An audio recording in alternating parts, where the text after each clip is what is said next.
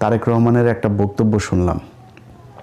তারেক রহমান ভাই, আপনি সবশেষ যে বক্তব্য দিয়েছেন, আপনার বক্তব্য কিন্তু আমরা এই ৭১-এর মুক্তিযুদ্ধ নিয়ে গত ৬ বছরে ৭ বছরে আপনার অনেক বক্তব্য আমরা শুনেছি।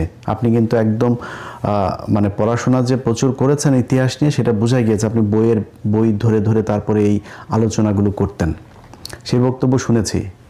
আজকের এই 2 দিন আগের যে বক্তব্য আপনি ইতিহাস নিয়ে দিয়েছেন, সেই ইতিহাসের বক্তব্য আর আপনি এতদিন যে বক্তব্য বলেছেন সেটা মিলছে না একসাথে। যদি আওয়ামী লীগের বয়ান যদি আপনি ইতিহাস মনে করেন, তাহলে আওয়ামী লীগের বয়ান অনুযায়ী আপনার আব্বা কিন্তু একজন রাজাকার। এটা কিন্তু মাথায় রেখে তারপরে ইতিহাস নিয়ে আলোচনা করতে হবে খুব সাবধানে। আর যদি মনে করেন না, আসলে ইতিহাস নিয়ে কথা বলতে চাই, ইতিহাস যেটা সত্য সেটাই জানাইতে চাই, তাহলে অনুরোধ থাকবে আল্লাহর হস্তে আপনাদের নির্বাচনী ইশতেহারে যেন এবার থাকে কতজন মানুষ মারা গিয়েছে, কতজন মানুষ ধর্ষিত হয়েছে,